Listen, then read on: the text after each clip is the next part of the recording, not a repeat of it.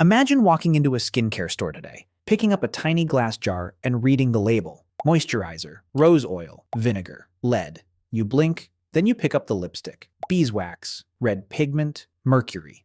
At that point, a normal person would place everything back on the shelf, leave the store, and wash their hands like the sink owes them money. But for a long time, this was not a nightmare skincare aisle. This was beauty. For centuries, people put dangerous powders, metals, and complexion cures on their faces because those products promised something simple: a better face, a paler face, a face that looked expensive. This is not a story about one queen definitely dying from makeup. That part is debated. It is a story about how poison became a beauty product. And it begins with one very old idea: pale skin was powerful. Today, people buy bronzer, tanning drops, glow serum, and little bottles that make you look like you spent the weekend at the beach, even if you actually spent it indoors, eating cereal over the sink. But in much of European history, the fashionable look was the opposite. The ideal face was pale, not forgot sunscreen pale. More like has never personally met a farm pale. That mattered because skin told a social story. A tanned face could mean you worked outside. You harvested crops, you carried things, you stood in the sun because life required it. A pale face suggested shade, indoor rooms, servants, soft clothing, and a lifestyle where the most dangerous outdoor activity was briefly looking at a garden. So people chased that look. Ancient Romans used powders and pastes to lighten the face. Later, European elites pushed the trend even further. By the 16th century in England, the perfect high-status face was smooth, white, and almost porcelain.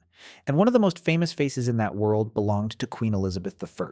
You have probably seen her portraits. The red hair, the stiff jeweled gowns, the giant collars that look like someone tried to turn a dinner plate into clothing. That face was not just decoration. It was royal branding. Elizabeth ruled in a world that watched her constantly. Every wrinkle, expression, rumor, and portrait could carry political meaning. She was not just trying to look nice for a party. She was a queen in a culture where appearance could suggest health, control, purity, and power. Then, in 1562, Elizabeth became seriously ill with smallpox. She survived, which was the important part. But some accounts suggest the illness left marks on her skin. For an ordinary person, that would have been difficult enough. For a queen, it became public business. Imagine having a bad skin day, except your bad skin day is discussed by ambassadors, courtiers, enemies, portrait painters, and every noble with too much free time. So Elizabeth leaned into an image. Her pale face became stronger. Her red hair became iconic. Her portraits became carefully controlled. Some accounts suggest she did not want unflattering images of herself spreading around, which is basically the royal version of saying, delete that painting immediately. Only instead of a phone camera, it was a nervous man with oil paint and rent due. The cosmetic most famously connected to her look was called Venetian ceruse. That name sounds elegant. It sounds like something that should sit in a tiny expensive jar beside a candle called Tuscan moon water. But Venetian ceruse was commonly made with white lead and vinegar. White lead created the smooth, pale finish people wanted. Vinegar helped turn it into a paste. Together, they made a fashionable face paint that could cover marks and create a ghostly elite glow. It was also toxic. Today, lead is the kind of thing we try to keep away from children: drinking water, paint, dust, toys, pipes, and basically anything with the audacity to exist near a human body. But in the past, lead was everywhere. People used it in pipes, paints, glazes, medicines, and cosmetics. It was useful. It was available. It worked. Unfortunately, it works is not the same thing as your organs are excited about it. Lead exposure can damage health over time. On the skin, especially in repeated layers and long wear, it was not a friendly ingredient. And the worst part was the loop it created. A person wants smoother, paler skin. They apply a lead paste. The paste covers marks and creates the look. Over time, it may irritate or damage the skin. Now there is more to cover, so the person applies more paste. The makeup hides the problem, then helps create the next problem. It is like trying to fix a leaking ceiling by painting over the water stain with a hose. For Elizabeth, the pressure was intense. She was aging in a society that praised youth. She was a female ruler in a world eager to question female power. Her face appeared in portraits, ceremonies, and court life. The painted mask was not just vanity, it was armor. Very bad armor, made by someone who should not be allowed near a chemistry set. And Venetian ceruse was not the only questionable product in the historical beauty cabinet. Red lips and cheeks were fashionable too, and some red pigments came from cinnabar, a bright mineral that contains mercury. Mercury had a long, messy career in medicine and cosmetics because it could create noticeable effects. It was used in treatments for skin problems and other conditions, often with huge confidence and very little understanding. The danger was not always obvious. Science was still developing. Effects could be slow. A rash today, a headache next month, weakness years later. Those could be blamed on age, illness, bad air, bad luck, bad soup, or Whatever theory your doctor liked that morning. And doctors had theories. So many theories. If a product gave an immediate visual result, that result was easy to trust. Your face looked paler, your lips looked redder, your marks were covered. The danger arrived later, quietly, and usually without a label. By the 19th century, beauty sellers had discovered a new level of confidence. One of the strangest real examples was Dr. Campbell's safe arsenic complexion wafers. Yes, safe arsenic. The product was sold as small tablets meant to improve the complexion from the inside. The box looked medical. It had a doctor's name. It promised beauty in a neat little package. One surviving package claimed the wafers were guaranteed safe and harmless, which is a very bold sentence to print on a box of arsenic. The idea was simple. Do not just paint your face pale. Eat the product and let beauty handle the paperwork internally.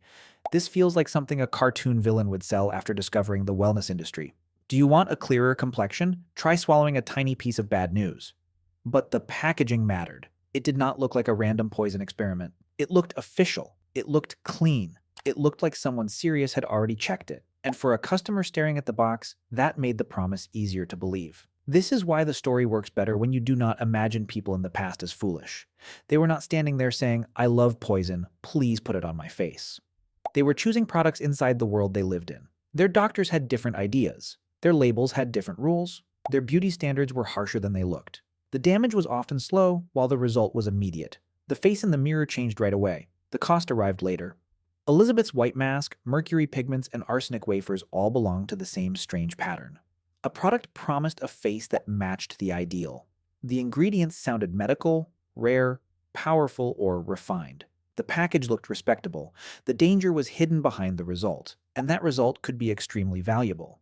A pale face could make someone look wealthy. A covered mark could protect someone from gossip. A smooth portrait could help a ruler appear timeless. A tiny box of wafers could make a customer feel like science had finally solved the problem of having normal human skin. That is the uncomfortable part. The poison was not sold as poison, it was sold as elegance.